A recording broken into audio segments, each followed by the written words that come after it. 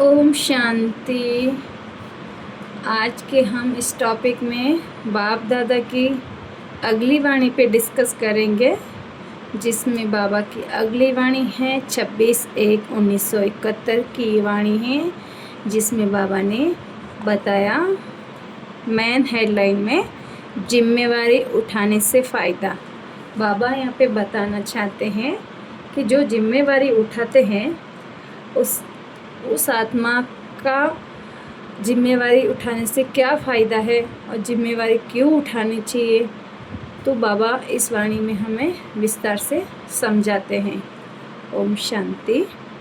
तुम बच्चे हो विश्व को परिवर्तन करने वाले, विश्व के आधार मूर्त उद्धार करने वाले भी हो, और साथ साथ विश्व के आगे उदाहरण मूर्त बनने वाले भी हो।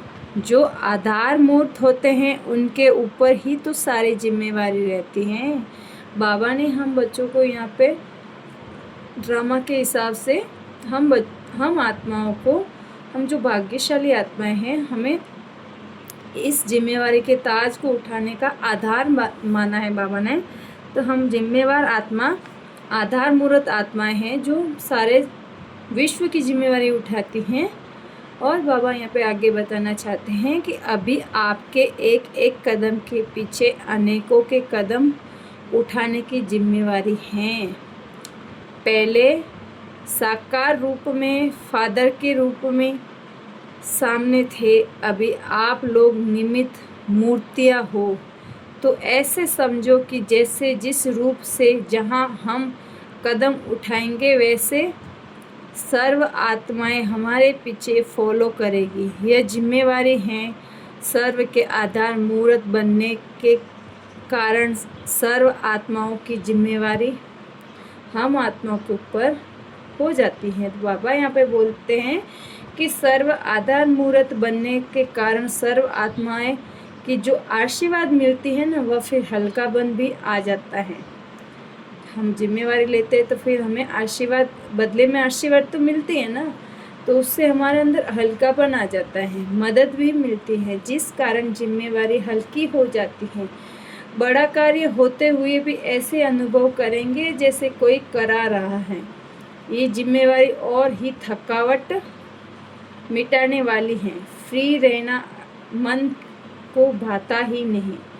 जिम्मेवारी अवस्था को बनाने में बहुत मदद करती हैं। बाप दादा जब महारथी बच्चों को देखते हैं तो सभी वर्तमान स्वरूप और इसी जन्म के अंतिम स्वरूप और दूसरे जन्म के भविष्य स्वरूप तीनों ही सामने आते हैं। आप लोगों को यह फीलिंग स्पष्ट रूप में आती है कि यह हम बनने वाले हैं, हम ताज व तख्तधारी होंगे। आगे चल यह भी अनुभव करेंगे। जैसे साकार रूप में प्रत्यक्ष अनुभव किया ना, तो कर्मातीत अवस्था भी स्पष्ट थी, भविष्य स्वरूप की स्मृति भी स्पष्ट थी, भविष्य संस्कार इस स्वरूप में प्रत्यक्ष दिखाई देते थे।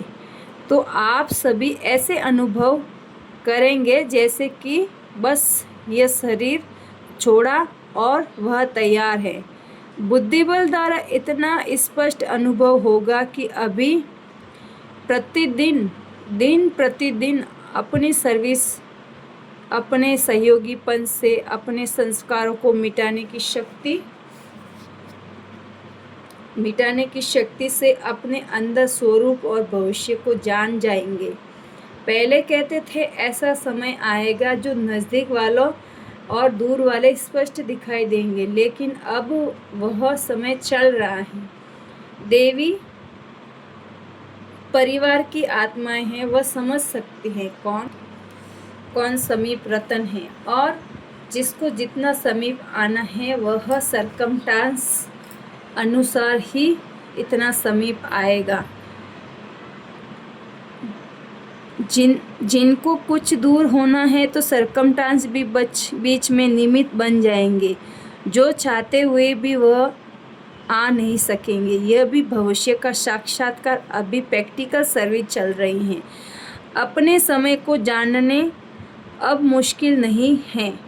हर एक को व्यक्तिगत अपने लिए भी कोई विशेष प्रोग्राम रखना चाहिए। जैसे सर्विस शादी के और प्रोग्राम बनाते हैं, वैसे सवेरे से लेकर रात तक बीच बीच में कितना और कैसे याद की यात्रा में अटेंशन रखने के लिए प्रोग्राम रख सकते हैं, ये डायरी बनानी चाहिए।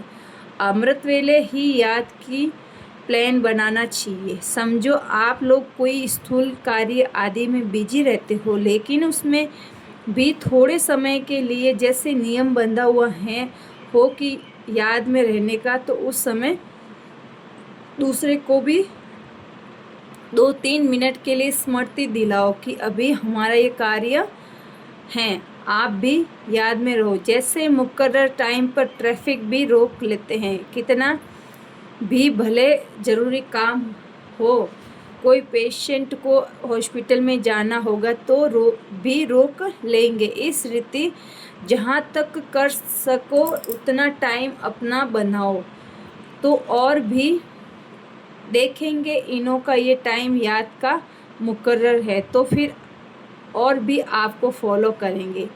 कोई कार्य हो उनके आगे पीछे करके भी 2-4 मिनट का टाइम याद में रहने के लिए ज़रूर निकालो, तो उससे वायुमंडल में भी सारा प्रभाव रहेगा। सभी 1-2 को फॉलो करेंगे, बुद्धि को रेस्ट भी मिलेगी, शक्ति भी भरेगी और वायुमंडल को भी सहयोग मिलेगा।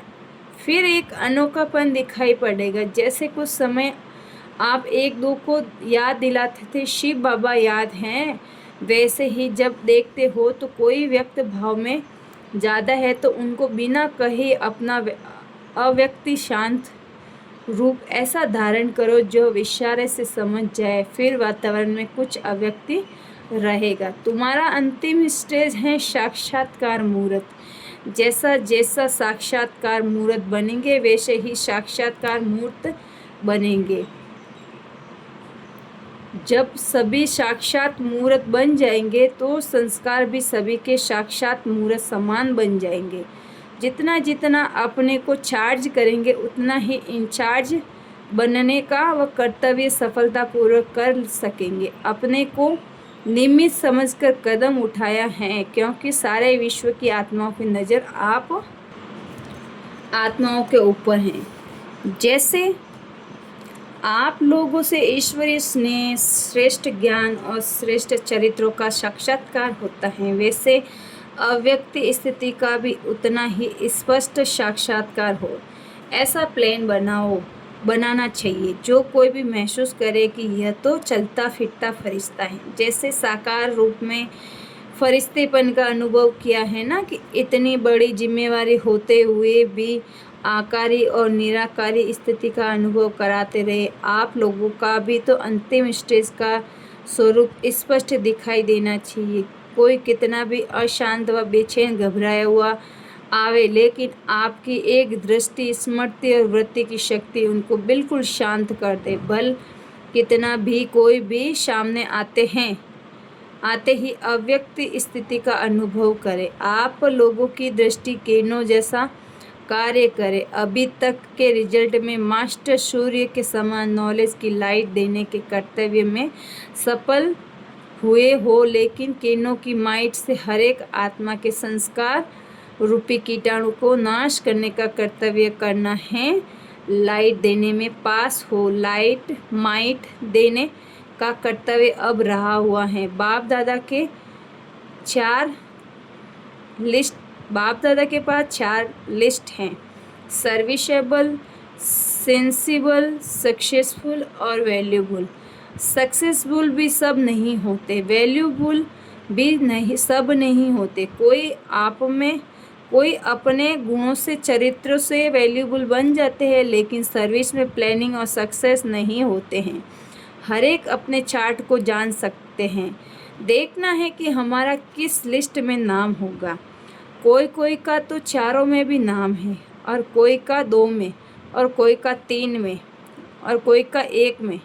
वैल्यूबल का मुख्य गुण यह है जो स्वयं भी अपने समय की, संकल्प की और सर्विस की वैल्यू होती हैं, इसीलिए उनके संकल्प शब्द व उस द्वारा जो सर्विस निमित्त होती हैं उस द्वारा सर्विस होती हैं उनकी उसकी और भी वैल्यू रखते हैं। वह ड्रामा अनुसार उनकी वैल्यू हो जाती हैं। सभी उनको वैल्यूबल दृष्टि से देखते हैं। सर्विसेबल फर्स्ट या सेंसिबल फर्स्ट, दोनों की अपनी अपनी विशेषता है।